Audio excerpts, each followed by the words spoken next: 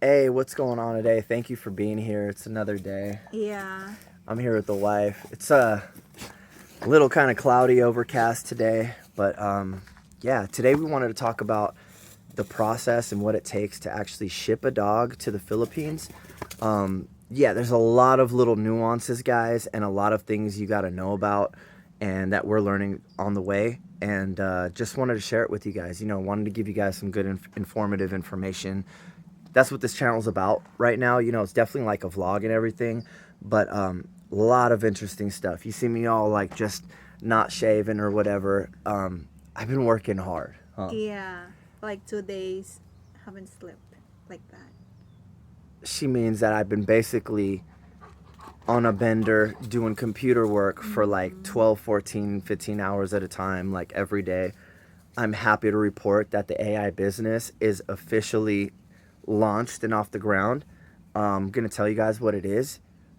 In the next few months here, I'm going to be giving all my viewers just some free software and also some opportunities just for free, just for being here, guys. And all of you guys will be stoked. Anyone wanting to live overseas and just be a digital nomad, watch this channel. I'm going to hook all you guys up because I just believe in karma and I believe God will pay me back. And I just believe in linking with good people. And if they're successful, they'll always remember me. So Right. that's the way I work things in life. And I hope all you guys do too. And selflessness will lead to success, in my opinion, if you do it with good intentions. All right. On this video, we're talking shipping a dog, though, right? Yeah. Might as well. All right. So here we go. Guys, first off, when you ship a dog, you need to go ahead and verify your airline's requirements, okay? Every airline has different requirements, but the general requirements are as follows. You're going to need a IATA approved kennel. Camel, All yeah. right. And the IATA is some kind of like certification board, but basically there's some requirements, and I'm going to tell you what the requirements are for overseas flights. In the U.S., within the continental U.S., there's different regulations, but overseas, I'm going to tell you guys what the requirements are. And they go like this. You need a kennel that's IATA approved or certified. Basically, it has to be a kennel like this. This is a huge kennel, by the way. This is the biggest The biggest kennel kennel. you can actually buy. And as you guys can see, it has air holes on the sides, the back, and in the front, there's a metal grate. Basically, it's two pieces that come together. And that is one of the requirements. If you're going overseas, it has to have ventilation around the four sides. That is one requirement you guys got to know right off the gate. Another requirement, guys, it has to be a material. It can't be like a full cage, like metal open cage. You know what I mean? It can't be like a grated kind of like cage. It has to have on the bottom something to where it will not leak, so that if your dog has to pee or whatever, that no liquid, no fluids will leak out of there. So if you're getting an IATA certified, it's going to come like this. It's going to be solid, and you're set. Another thing is, this is real important, is you have to make sure that your dog can stand up in the kennel. His ears don't touch. It's real complicated, but his ears cannot touch the ceiling. Yeah. He has to be able to turn Turn around. around. And I guess when he stands up, he has to be able to where his body won't touch the back. So there's a way of measuring the dogs, and you pretty much put like the measurement. You have them stand up. You measure from the top of the head to the bottom of the floor, and then the back. If you go on whatever website, just type in dog shipping requirements overseas, whatever airline, you'll find all this. It's very in depth, and every airline was a little different. But I can tell you right now, your dog definitely has to be able to turn around, stand up with not touching anything, Yeah. and have these four-way air vents. Now, the process of shipping per country varies, but I'll tell you for the Philippines right off the gate, it's like this. You need to get an international health certificate, guys, to travel with your dog. This international health certificate can be obtained by your local vet, but not every vet does it. When you go to your veterinarian, you have to explain that you're going to the Philippines because they have a special form they have to print out and fill out for you, which goes through the GCIS or something. It goes through another department here in the US. It's one of their forms.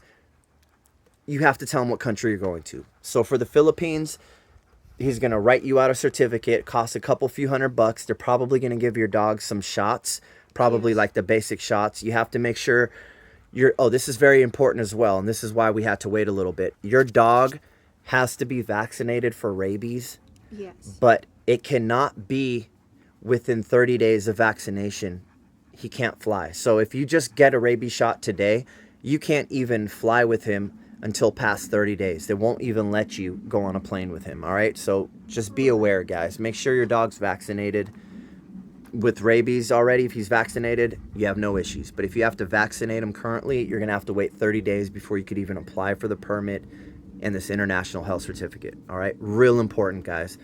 That's what held me up last time. We were planning on getting it done, and we realized that his rabies shot was not current. So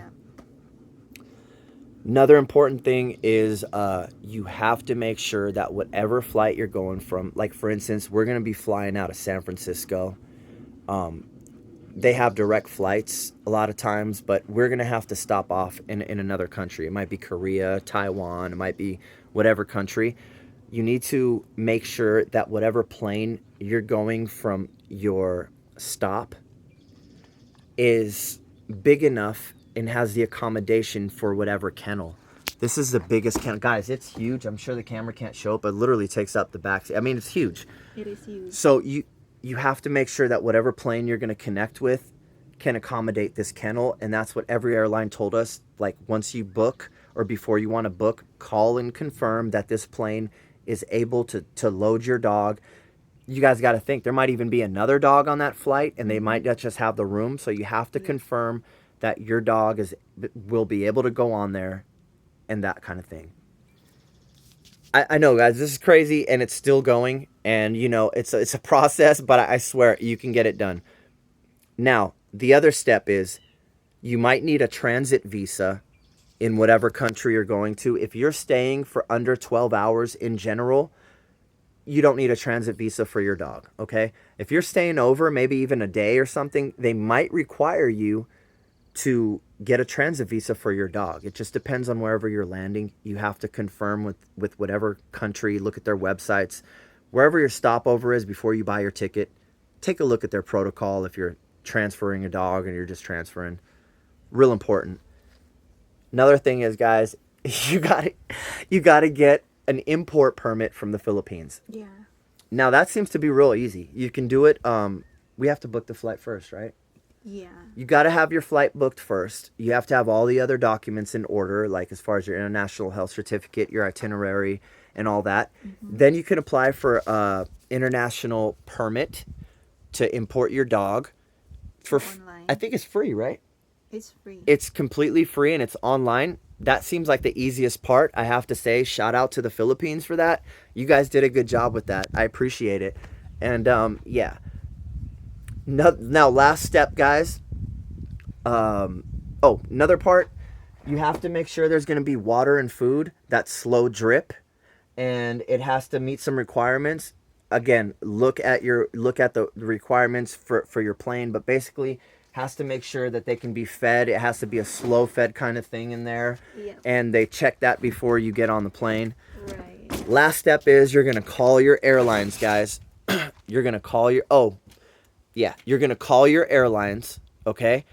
And you're going to confirm the price of how much it is to ship your dog. Cuz yes, guys, you will have to pay. I think last time we were going to take a China Airlines flight when we were going to go the first time, but we couldn't because of his rabies. So, I think she was saying it was like 600. It was like 600-700 by the weight and the weight of the actual kennel. They're going to ask you for the weight of the kennel, which you can easily get the specs on wherever you bought it from. And these are not cheap, guys. They're like $500 for this size, but I've seen smaller sizes go from anywhere from like $150 to $500, $600, even $800, which is crazy to me. It's just a couple pieces of plastic. Yeah.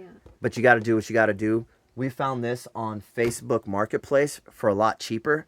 I would suggest doing that, guys. Literally, just it's not worth spending the money on something new. Like, it's kind of one of those costs where it's just like you have to do it once, Yeah. you know, so why spend the cash? Great quality. This was just like brand new. It's just like brand new. And the people that we bought it from shipped their German Shepherd, right? Like our guy, Yeah. shipped their German Shepherd, which is even bigger. And they shipped him from England over here. So we know it's going to fit for our dog. We know it's going to work. We know it'll be accepted. So there's no even questions about that. But guys, long process. I suggest you rewind this a little bit, maybe write down the steps one by one, and just go check it out online.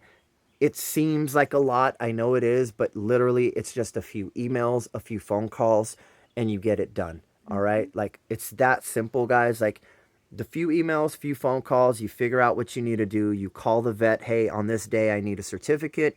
You call the airline, hey, on this day I'm going to fly. And then you go ahead and email about your import permit when you're ready to go. And it's as simple as that. I know it doesn't seem like it, and it was a process for us to try to find out all the steps, because a lot of the websites give you one step, but they don't give you the entire process entailed like that. So I hope this video helps, and please like, subscribe, and yeah, see you guys soon. Talk about the business soon, guys, too. Real interesting. Yeah. Talk about that. All right. Yeah. Yeah. All right, guys. Have a good day.